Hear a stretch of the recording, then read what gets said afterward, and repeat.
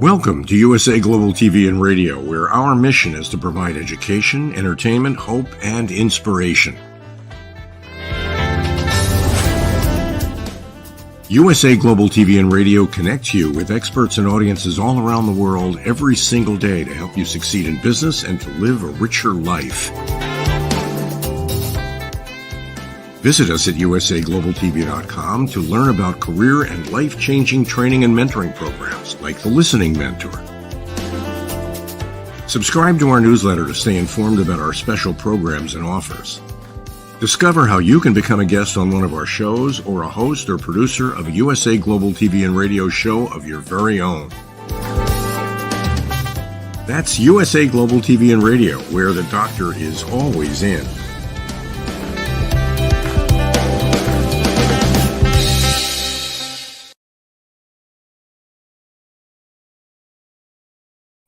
Hello, good morning, good afternoon, good evening. Welcome home to USA Global TV and Radio, where we provide world-class education, entertainment, hope, and inspiration.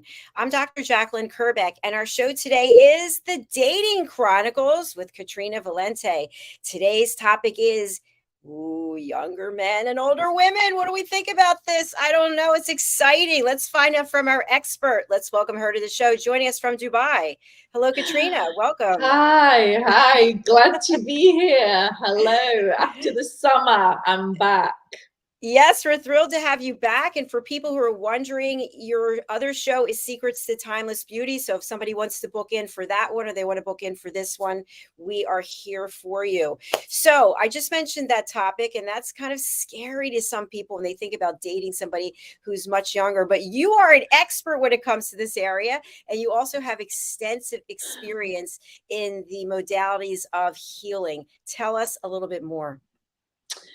Yeah, so I went on a rampage on Bumble in May, meeting all kinds of different men, just reconnecting, finding out, experimenting, asking questions. And this summer I was in Portugal. I was with my social media girl, and she took my phone, took the Bumble app, and reduced the age group to 25-year-olds. And you would not believe the amount of likes that I got from guys in their 20s and early 30s. So it took me down a road of investigation. And why do younger men get attracted to older women? I mean, me, myself, have always dated younger men, not for any other reason other than that's what I am vibing with. It's what I resonate with. I look younger than I am. I act younger than I am. I never got married. I never had kids. So I have a very youthful approach to life. And I've never met a man my age that I really resonate with. So that's my reason. But I found out quite a few things from the younger guys that was quite interesting. Wow, I am super excited to hear about this. And you've been posting all over Instagram. You and your social media person are doing a great job. We've got a couple of your clips that we're going to take a look at today. So when you're dating younger men, is there a huge difference in how they treat you versus older men? Of course, we're generalizing, but no, you're shaking your head. No difference. No, I'll tell you what. The first time I went onto a dating app was about 2 years ago. And I thought, okay, let me date men all around my age group. And I did that. And my expectation was that they would be more mature, they would be much more of a gentleman, they would have their shit together.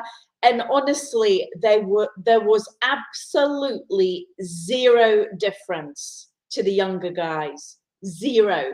That's what shocked me the most. Interesting. So it doesn't matter the age. Now, here's a question. I've always thought, and again, generalization, just my own point of view, that men typically act younger. They do. They absolutely do. So if you're dating a 25-year-old, typically how old was he acting like he was 20? I think I mean, I didn't date any of them. I was just talking to them online. But the new generation, the younger generation, the woke society, if you like, they are much more mature than when I was 25, 30. That is for absolute certainty. That's good to know. Okay. So you didn't actually date anyone. You were doing research. Was there anyone you thought, well, I'd like to give this a try? Yeah, I mean, there was a couple of guys in their 30s, but I had met, I was talking to them online in Portugal where I was on holiday. So I wasn't really in the mood for dating. I wasn't prepared to take time out of my holiday to go and meet someone for the sake of it, But there was a couple that I had extended conversations with that were very interesting, very educated. And I think it is the mystery of an older woman. And, it does gear towards the sexual connotation. I must say, if I'm honest, if when there's that big of an age difference, and you look the way I do, I mean, I'm well into my 50s now, so I think there's a curiosity that comes with it, Okay, so let's get right into it. Okay, this is what everyone's thinking, not about you, just in general. So if you're an older woman, you're not going to be probably quite as tight, quite as fit as a woman in her 20s. And that is an obstacle, I think, for older women to think about dating a younger man. What are your thoughts? Yeah, I think it's definitely a female thought. However, it is not really a male thought. Younger guys have no thought process. All they see is something they like and they want it. They do not think past that persona, They don't care. They don't care how old you are. I mean, obviously I'm fit and I'm still in shape for my age. Can I compete with a 20-something-year-old? Of course not. But that's not the first thing that men are concerned about, actually. So it sounds to me, if we go back to the cave people days, when you see something, oh, yeah, I want that. Slay that, go and get that. So is that what you found in your experience, that men see something and they don't start Yeah, asking a lot of questions? How old are you? What's your body weight? They just go, yeah, I see you, I like you, I want you. yeah. It's as simple and straightforward as that. Young men have all said to me, look at how you look. I don't care about your age. It's about the connection. I mean, I'm sure it's a line with some of them, but some of them were deadly serious, and I think that's how younger men think nowadays. They're not thinking about getting married. They're thinking about having a good time. Okay, so what advice do you have for the older women out there who are available and they've only been looking in their own age range? How can they feel comfortable putting themselves out there, maybe expanding that age group? I think it's very liberating to be with a younger man. They make you feel young. It's a lot of fun. I think women are more sexually mature. So to be with a younger man is always actually a much better match, I personally think, than to be with someone their age. And there are many celebrities that have been in long-term relationships where the guy is much younger than the woman, and vice versa. So age, I think nowadays age is becoming more just a number.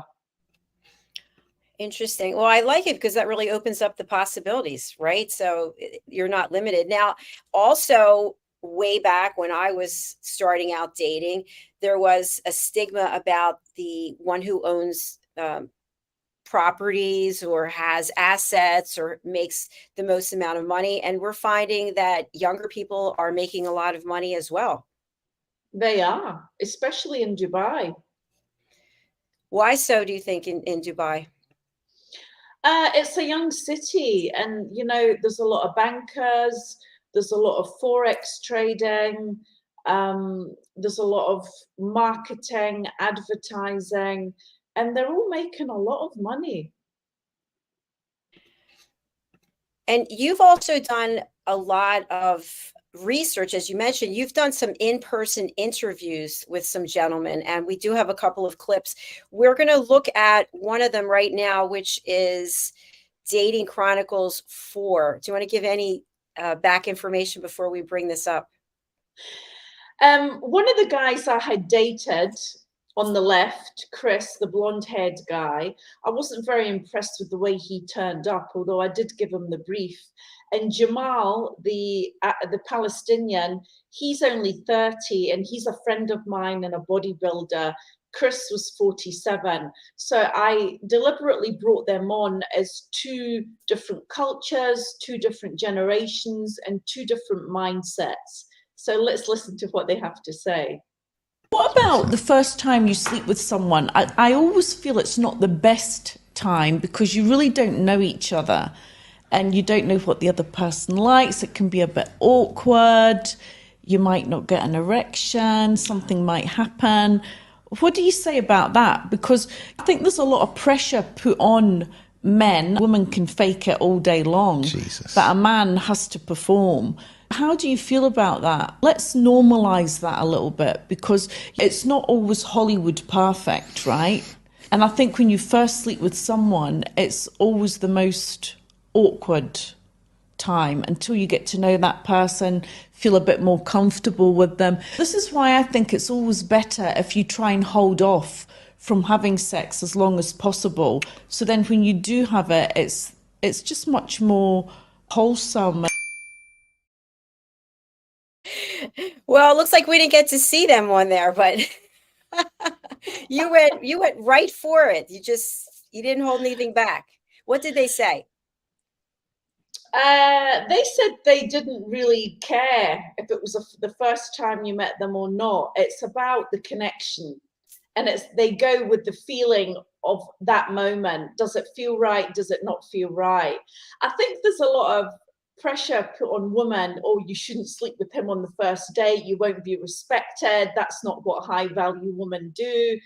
I think we've got to step out this box of, patriarchal conditioning. And you've got to stand in your power of who you are, where your values lie, and what you want out of life. And it's not about what everybody else thinks of you or what's the right thing to do or not do.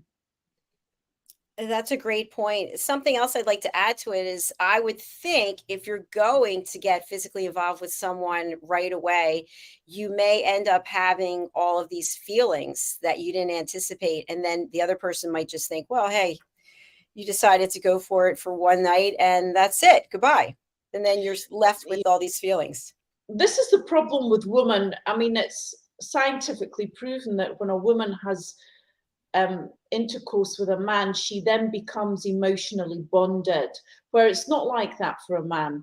They have been put on earth for different purposes to procreate, so they don't have to have an emotional connection with a woman to sleep with her. So that's the two major differences, really. And during your course of interviews, did you have anyone share something about what actually happens for a man to have an emotional connection if it's not based on that physicality? When is it that they start to have feelings? It's about how you make him feel. A man likes to be the king. You have to boost him up. You have to tell him how amazing he is. You have to want him to help you in some way. A man looks at you and thinks, what can I give this woman that she can't give herself? And if the answer is nothing, he'll walk away. So you have to make him feel needed in some way. So that's a really good point. So if, let's say, we have our own careers, we're self-sufficient. So that could be a turnoff to a man because he thinks, what value am I going to bring to her? No, a lot of men nowadays want a woman to have her own career. It's about more the woman being able to step into the feminine energy when she's with the man, as opposed to the masculine energy when she's at work, because the masculine is the all doing energy and the feminine energy is the all receiving energy. So sometimes it's difficult for women, including myself, to switch roles and just become the receiver, the nurturer, and the emotional support. Well, thanks for admitting that it's difficult for you. I'm going to say it's impossible for me. So, well, that's a question that I have for you. So, men typically like to talk about their work or whatever it is that their project is, what they're working on, their team, where they're traveling, etc. And so then if a woman brings up what she's doing, that's not going to be as interesting, right? Because then it's sort of like a competition. No, I don't think it's a competition. I think men intrinsically want to fix things. So if you're talking about your work to your partner, they want to give you a solution always, instead of just being there to listen to you. Women don't always necessarily need a solution, but a man will always try and give it.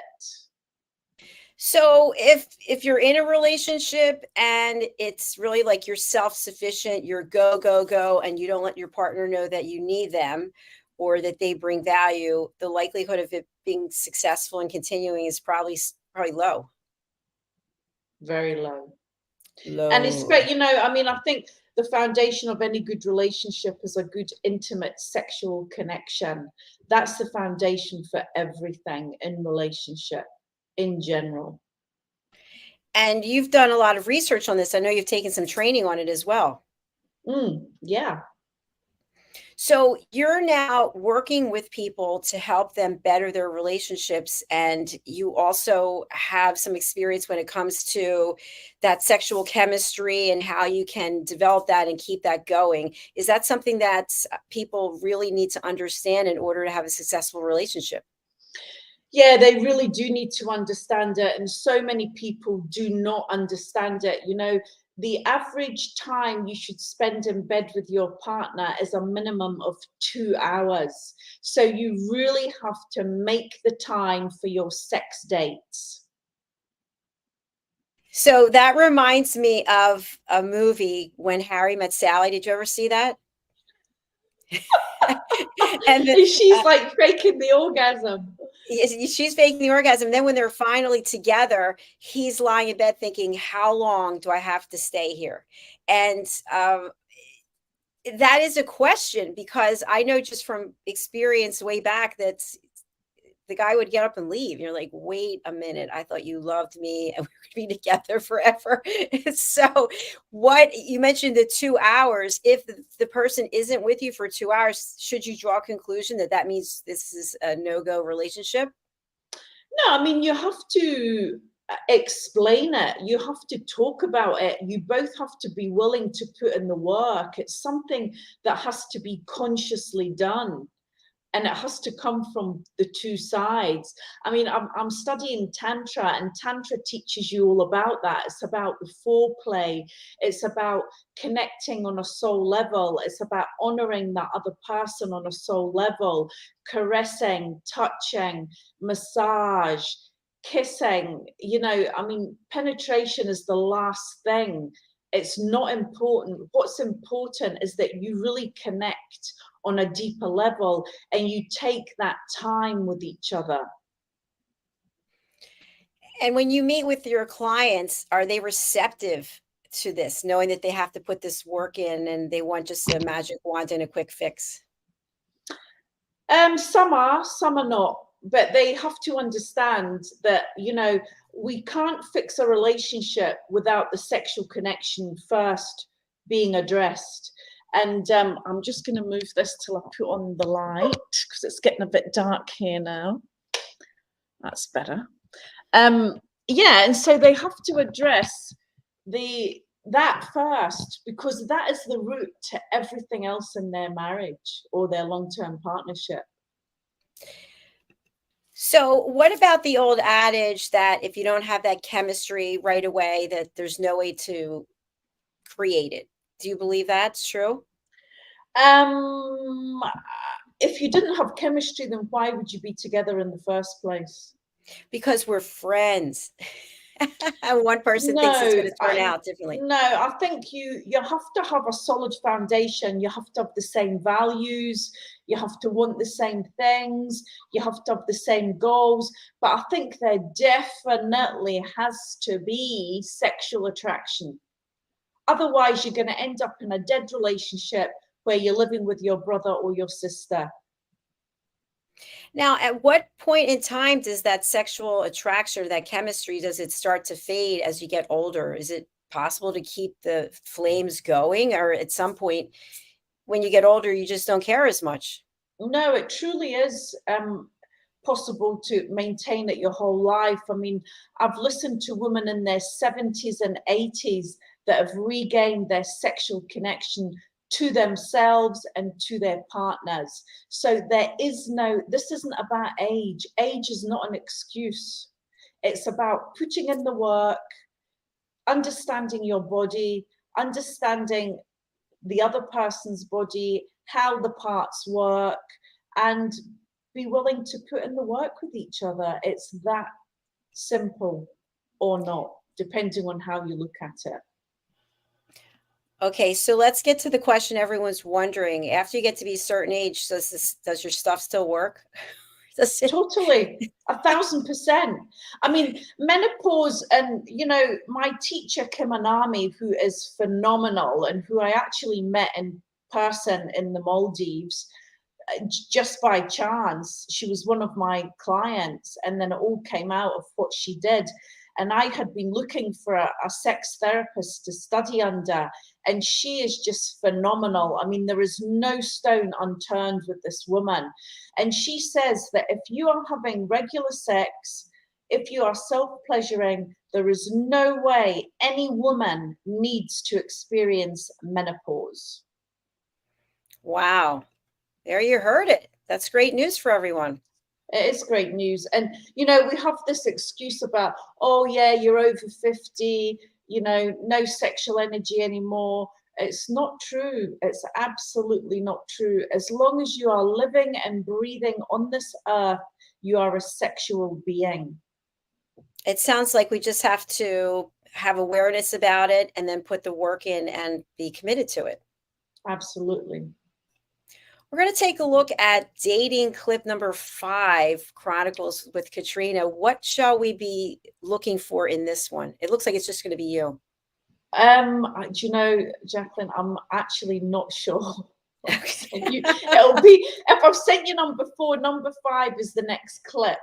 So it's further on in the hour-long video that's actually on YouTube.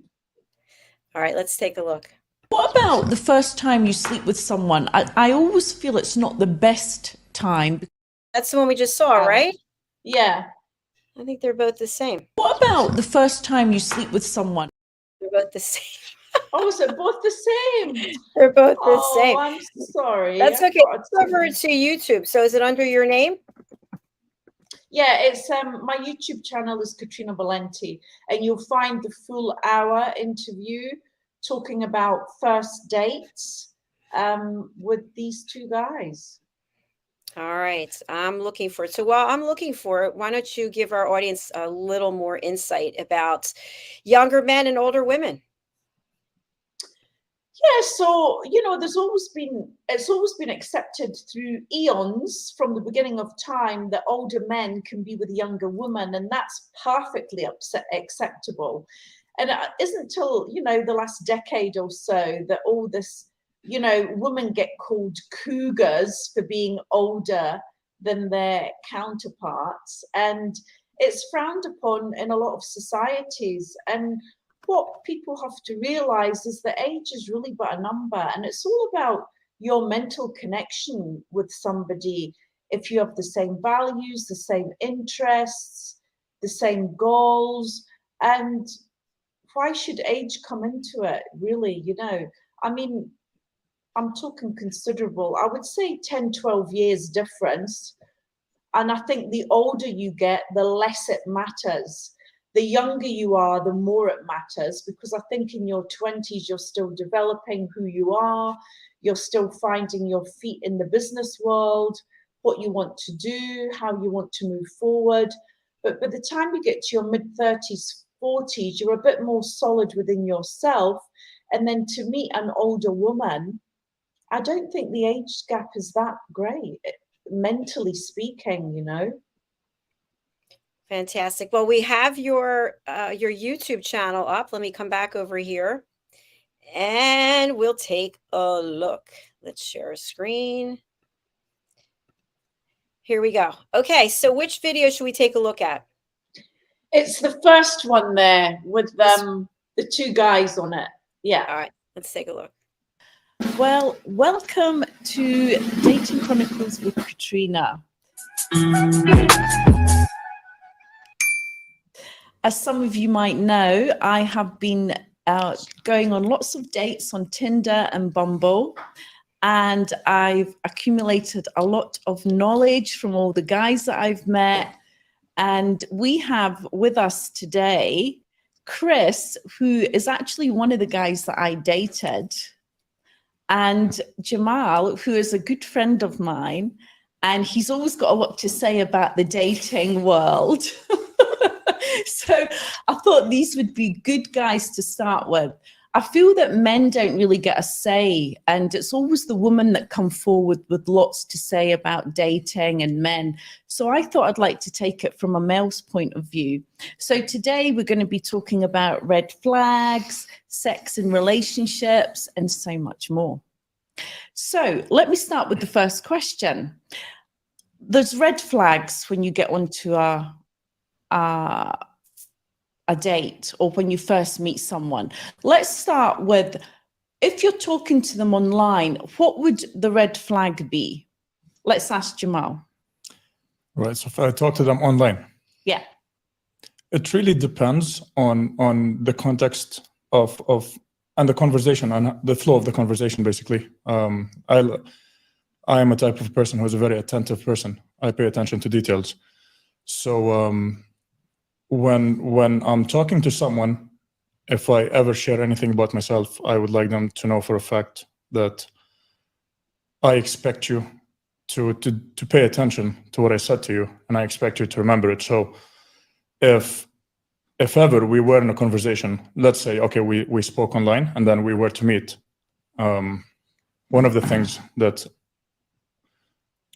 would probably put me off is if I notice that the person is not really with me and isn't able to pay attention or even recall whatever I told them in the past. Because to get to a point where I want to go out with you, there must be something like a deep connection. It's not just about your looks whatsoever. I mean, unless. But how soon do you think you could acquire that deep connection? As soon as you meet them. You think? Yes. So we're talking chemistry then? You can tell 100%. You can tell whether you're going to be able to connect with someone and build a strong bond with them if you are from the moment you meet them. Their energy, as you know, the energy speaks, body language, and that is enough to give out any person. The energy that they provide or they give out and the way that they move is enough to tell you what they wouldn't tell you in words. Okay, good. And based on that, you can really tell whether you're able to connect with someone or not. Excellent. Now, I want to pause right here. I think it's very interesting that the other gentleman, which is a Chris, who's not speaking. Yeah. Okay, he's on his phone. What's he doing on his phone? Yeah, I was very, very upset about that. I mean, I had briefed them both on what was going to happen, and he had come from a very important business deal, and he was dealing with that on his phone. And I did tell him in the beginning, can you please put down your phone? And he just didn't pay any attention to me. And so the whole interview, I didn't actually know it was going to be filmed in such a way that you would see our full bodies. And it was just, yeah, he really let me down. I was very, very upset. Well, you know, and there's no judgment. we practice elevated listening here. So it's not possible to be present if you're doing something else. So I think that's nothing Exactly. about him specifically, but I think that's a red flag for people to look at. If you're out on a date and the other person has their phone out the whole time, they're not paying attention to you. So let's continue. This is really interesting. Chris, now you can put down your phone because we're filming.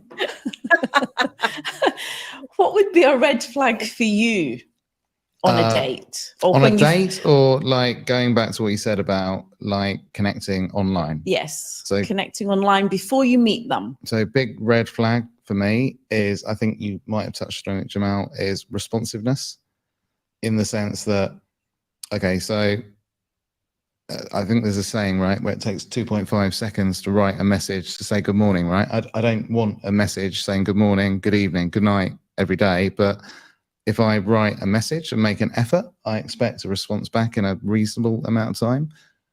Define reasonable, I don't know, because this is Dubai and we're all busy people, right? But reasonable.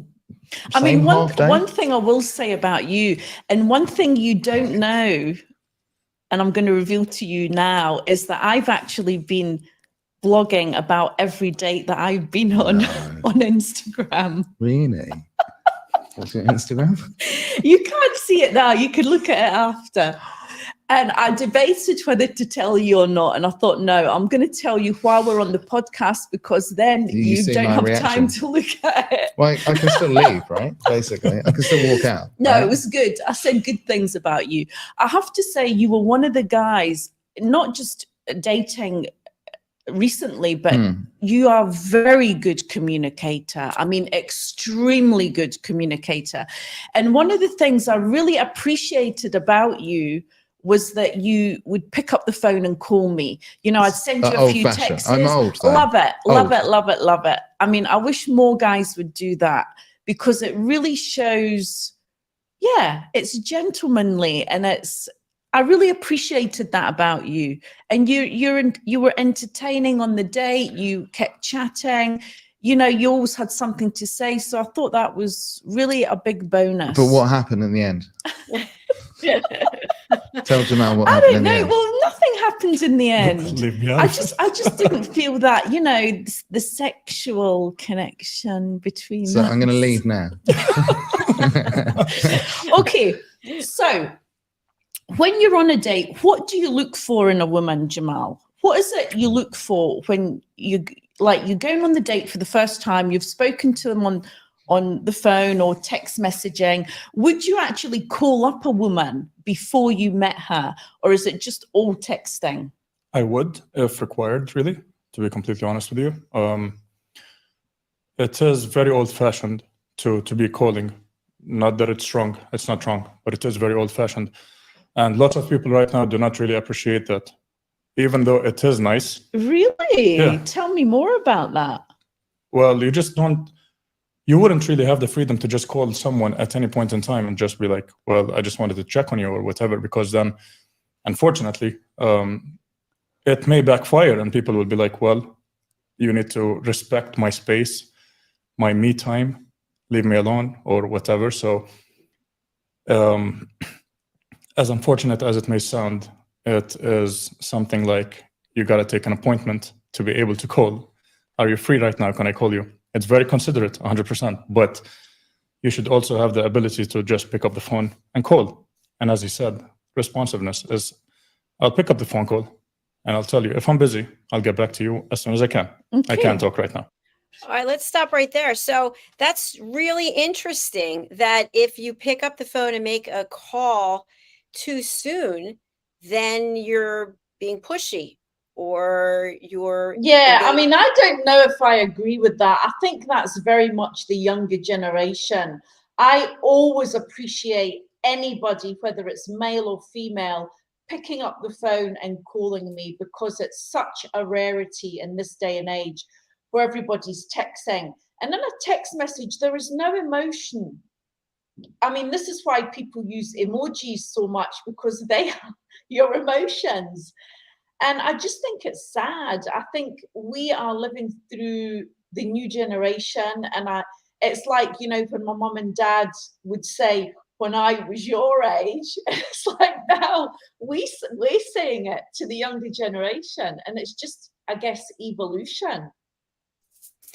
Interesting. You know, it's funny because I'm not someone who really has enjoyed speaking on the phone in the last few years, but now I'd much rather talk on the phone because I don't feel like going back and forth with the texting and the emailing. And I Yeah, think if we just set the stage and say, hey, I just want to chat with you for 5 minutes, we keep it to 5 minutes or 10 minutes, whatever it is. And I think that might be a way to alleviate those fears that we're not trying to keep you for an hour or two. exactly. Yeah. All right, let's continue. This is really fascinating. We have about 5 more minutes today. Okay, that's cool. But most of the time, because it's the easiest way, again, as unfortunate as it may sound, people are getting to the point where they are more into putting less effort than it would be to put more effort. Definitely, What I does that- what agree does with that that. mean? What does that mean? means that it takes less time to text someone than it would to actually pick up the phone and call them. And because we are getting to this state in which we prefer to be comfortable, I would rather text you than actually call you because it requires less effort. The exact same thing with lots of things that men as well as women do nowadays with regards to surgeries. Did you have your pecs done? Yeah, I do. Did you by surgery? Of course. Are you serious? Of course not. Oh, well. He's all real. Probably He's worth all real in the elaborating gym. on what he looks like. Okay, so your what about listeners. you, Chris? Because you're a different generation. Yeah, right. So is it worth just sharing with your listeners age and gender? Yes. Well, we know gender, right? Well, you're Yeah. 48 48. and Jamal is 30. You're 30. Wow. So I I, look younger, could be right? your father, basically. Probably not. How would you? From where? From where? Yeah, originally. Oh, I'm Palestinian. Born and Palestinian. raised here. Yeah. Oh, okay. UAE, but Palestinian origin. Originally Born Syrian and national. raised, yeah. Oh, wow. Yeah. Okay, cool. So I'm British and you're Scottish. Well, I say I'm Scottish British. Italian. United States of Britain, I call it these Yes, days. the United States of Britain. So what's your take on that then? Because you're a different generation. Yeah, And thanks. I'm your Thanks for that. generation. No, you're not. So You're older. I'm older. But I did appreciate the fact that you'd pick up the phone and call. I think we're different people. You've grown up here, right? In this incredibly diverse place, right? You're 30, I'm 48, right? You have always known mobile phones, yeah? Always known mobile phones, right? So I come from a generation who, like, literally, maybe I was 17, 18 when like mobile phones became common, right? So we used to have landlines as kids, right? Yeah. Like the home telephone number, which no one has anymore, right? Yeah. And then it'd be like, "Hi, it's Chris calling. Is Becky available? Oh, is this Becky's mum?" Do you know what I mean? You know what I mean, obviously, right? Yes, yeah. And I can still remember my original telephone number in the UK, right? Which is weird, right? Because Yeah. I bet you can't remember your ex-girlfriend's mobile number because it's a button, right? And the point is, Point is, we're different people. And I personally, for me, it's quicker to make a phone call. But I get what you're saying. We're all busy, right? But Yes. if I'm busy, I don't pick up the phone. even in this day and age where, you know, can things... can I just say one more Okay. thing, right? So WhatsApp, right? For example, everyone is WhatsApp, right? Yeah. So you talk on Tinder, you talk on Bumble. I'm not on Tinder anymore because I'm too old, right? I'm not really, but I just I don't agree. like it, right? But you talk to someone on Bumble, and it's like, and you're super quick at texting, right? Yeah. Because it's a skill. And then I get bored of texting because it's boring, right? And I'd rather actually have some engagement rather than waiting maybe 10 minutes, 15 minutes. But in the 10 minutes or 15 minutes, I'm sending another text to someone else, right? Yeah. And to me, that's boring. It's really fucking boring because almost sometimes you end up having the same conversations with different people. Yeah. And it's boring. Okay. So I'd rather say, right, well, here you go. I'll throw this one. Like, and culturally, it is definitely different. And I've noticed that in the response from people. But look, I tell you what, I'm bored of, I'm not as rude, so I'm bored of texting, but like, here's my number. I'm kind of busy. Give me a shout or drop me a message whenever you're free or whenever you want to, right? All right, we have to stop there. I think that's a great place to pick up next time, because I love what they're saying. You can literally just copy and paste to a bunch of individuals the same exact thing, right? You're not the only one they're probably corresponding with. By the way, great job in that interview. I love your style. I love your questions. Well, it was the first one. I mean, I think I would do a lot of things differently. He actually got very upset in the end on one clip I posted, and we fell out, and he really got very nasty with me, telling me to get rid of it, to take down the clip. And the particular clip he didn't say anything other than why at the end of the clip. But he was a bit jealous because I was giving Jamal more attention, because he just wasn't paying attention. He was on his phone through most of the interview. And what I should have done, because obviously it gets edited, I should have just stopped and said, Chris, put your phone over there and forget it. This is my time that I'm paying for. You agreed to come on the show. Let's do this properly. That's what I should have done, and I didn't do that. So it was a bit of a mess. But moving forward, I'm going to get everybody that comes on to I'm going to get them to sign a disclaimer that say you agree to come on the show, and there's nothing, you don't have any say in what clips I put out, when I put them out, and what they're about. You take responsibility for what we're going to talk about, and that's the end of it, you know? So it was a good lesson for me. Yeah, absolutely. That's what we do here. Everybody has to accept the terms and conditions, and we own the content, and we can do whatever we want with it. So, yeah. Katrina, really powerful. Lots of great insights that you shared, by the way. I love your shoes that you had on in the interview. Fabulous. So we will be back in 2 weeks, hopefully, if you are around. Sure.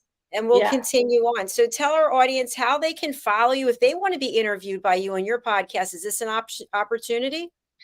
I mean, if they're in Dubai, yes. But if not, then we can do an IG live. But I'm finding it difficult to find older women that date younger men, and younger men that date older women that actually want to come on and talk about it. So if anybody's listening in Dubai, I'm still wanting some juicy people to come on and talk about their experiences. And moving forward, the next show is going to be about unethical male coaches abusing the people that are watching and following them. Oh, that sounds interesting. Yeah. How can people reach out to you, and who would you like to contact you? Anybody that's needing help in their relationships or their career or their health. I do an energy clearing modality that's very popular as well, and I can do it online. You don't have to be in front of me. And for people in Dubai, I'm still doing the raindrop massage, the lymph massage, and you can find me on www.katrinavalente.com. I'm on Instagram every day. There's direct contact on WhatsApp there. And yeah, take a look through my website. Yeah, it looks great. You look beautiful. Lots of great services, testimonials that you have here. Yeah. All the services that you offer, packages, wellness treatments, the places where you've worked, finest places in the world, really. And I love it.